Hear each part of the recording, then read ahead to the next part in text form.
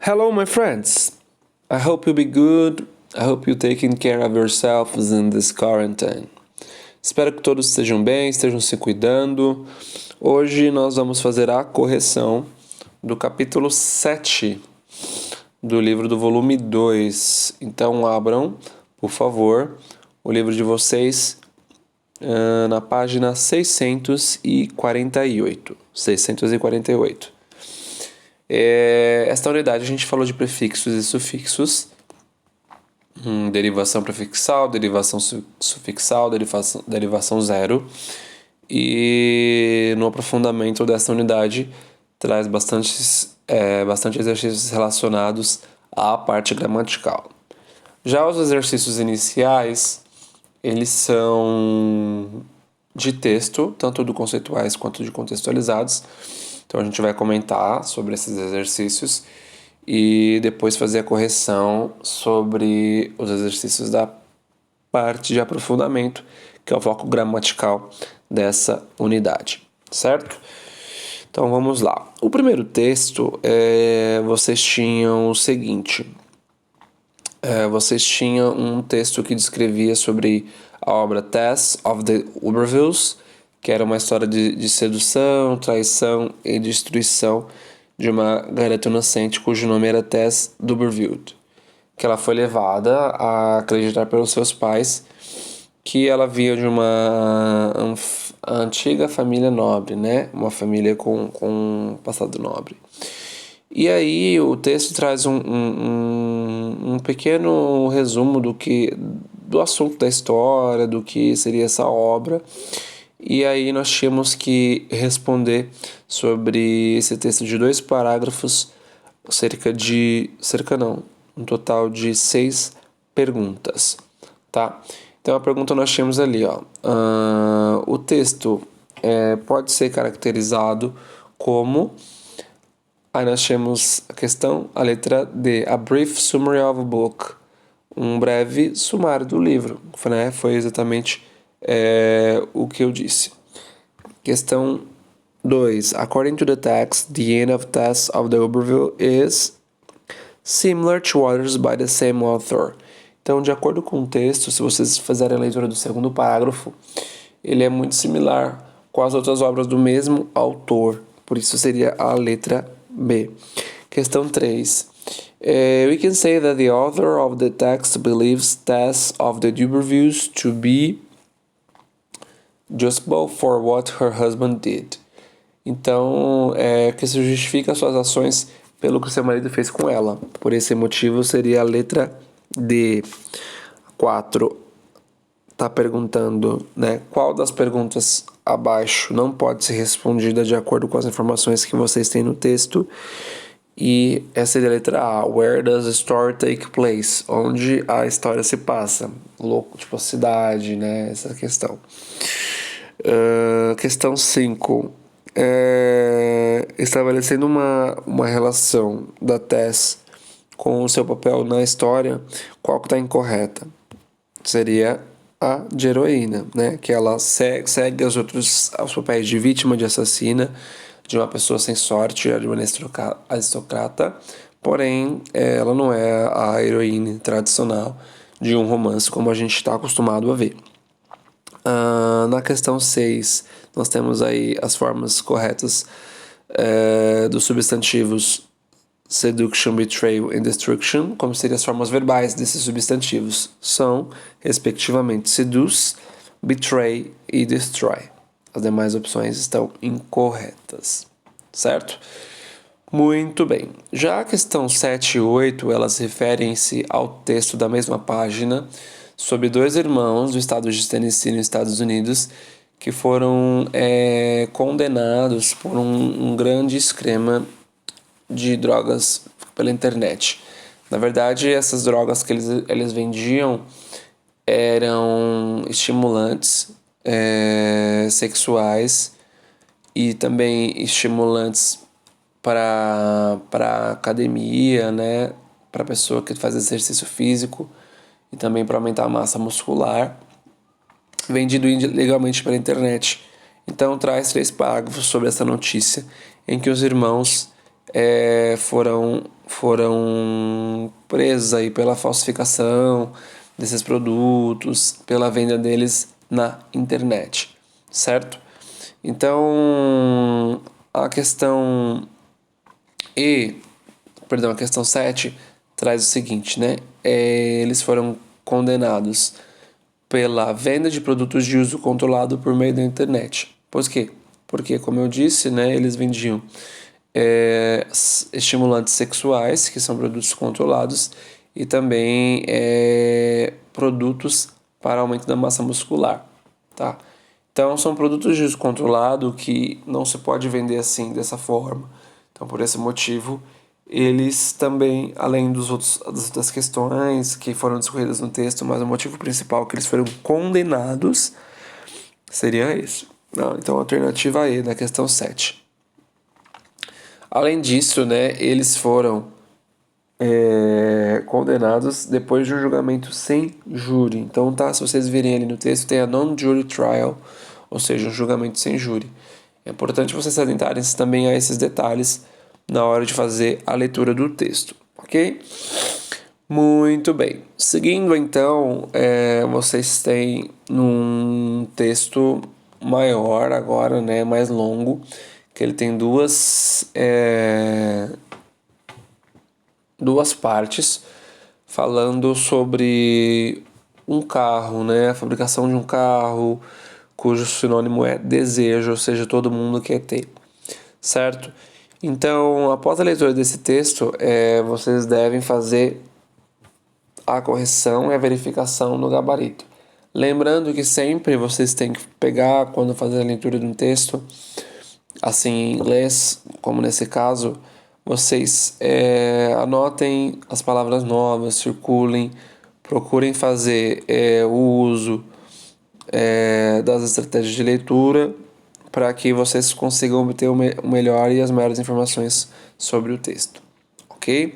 Então vocês têm ali na questão 9 perguntando, né, sobre o parágrafo 1 da passagem 1, porque tem a passagem 1 e a passagem 2, porque são duas partes de texto. O que providenciava as seguintes informações, exceto a letra D, né? Background information on the times that produced a streetcar named Desired. Então, exceto informações básicas sobre a época produzida do carro, né?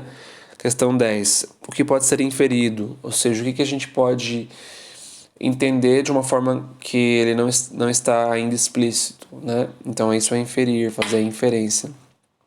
Então, a questão 10 entra ali na letra C, que não tinha ensinamentos socialistas, né?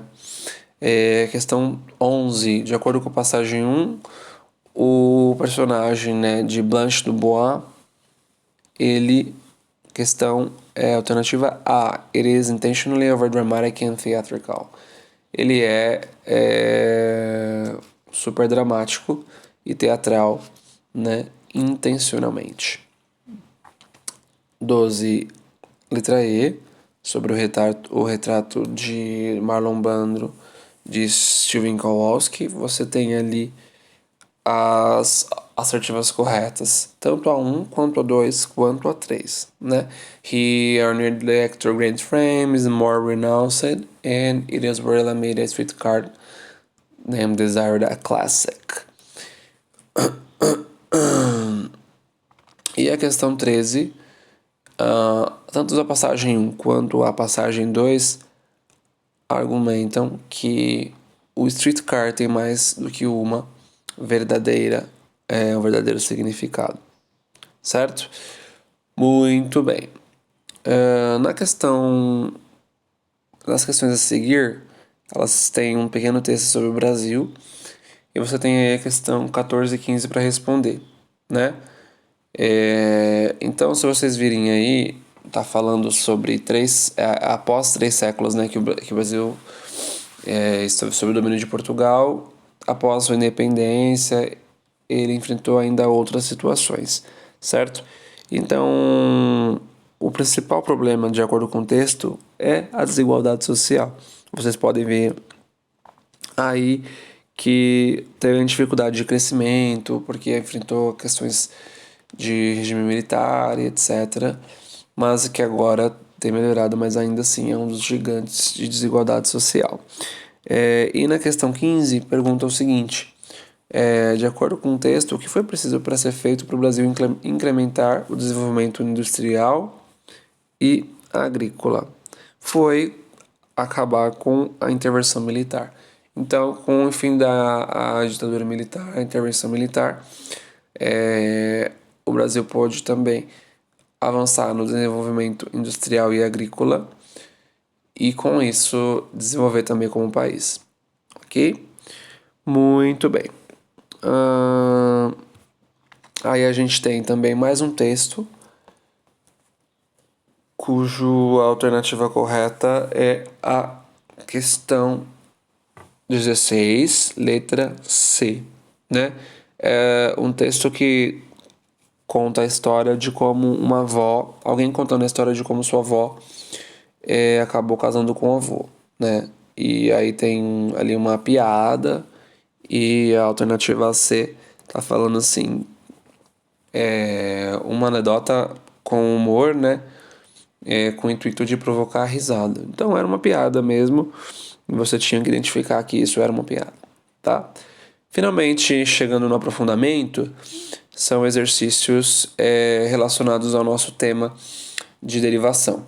Então vocês tinham que fazer ali, assim como no exemplo, vocês tinham uma palavra em parênteses e através do contexto da frase mudar aquela palavra em parênteses para uma nova palavra de uma nova classe cuja raiz é a mesma, porém o significado um pouco diferente. Então na 17, por exemplo, vocês têm industry, né, que virou industrial. Na 18, employ, que virou unemployed. 19, friend, unfriendly. 20, value, unvaluable.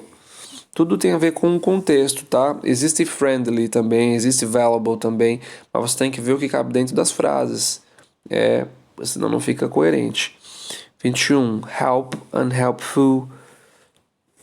22, unfortunately. 23, plant virou plantful. 24, simple virou simplify. 25, freeze virou frozen. Eu sei o que você pensou em cantar agora, mas não, por favor, não. Price na 26 virou priceless. 27, suspect virou suspiciously. Então todas essas palavras desse primeiro trecho sofreram derivação ou sufixal ou prefixal, mudando aí o sentido da palavra, porque às vezes muda de substantivo para um adjetivo, de um adjetivo para um advérbio, de um advérbio para um substantivo ou para um verbo e assim por diante, tá? Seguindo ali no 28, nós temos suit, que fica unsuitable, né, que não serve. Outrage fica outrageous. Effortlessly. Expect ficou unexpectedly. Connect ficou disconnect. Sleep ficou sleepy. Truth virou truthful. Worth virou worthless. Apology virou apologetic. E esse é o último exercício do capítulo 7, tá? Então, havendo alguma dúvida sobre essa questão de derivação prefixal e derivação sufixal, podem mandar mensagem para mim nos comentários, tá bom? Mas é uma questão simples mesmo, é questão de você memorizar os prefixos e sufixos e que cada sentido ele tem. Infelizmente, esse capítulo ele trouxe texto demais, exercício de derivação de menos, o que é realmente uma pena, porque seria mais interessante nesse momento treinarmos mais a parte dos sufixos, prefixos e sufixos. Mas o lado bom é que trouxe um exercício longo, né, que é o exercício de aprofundamento, em que vocês tiveram uma grande oportunidade de treinar também. Tá tá bom? Estudem para as atividades que vamos fazer. Havendo dúvida, por favor, me acionem, ok? Okay, my friends, see you next class. Bye bye.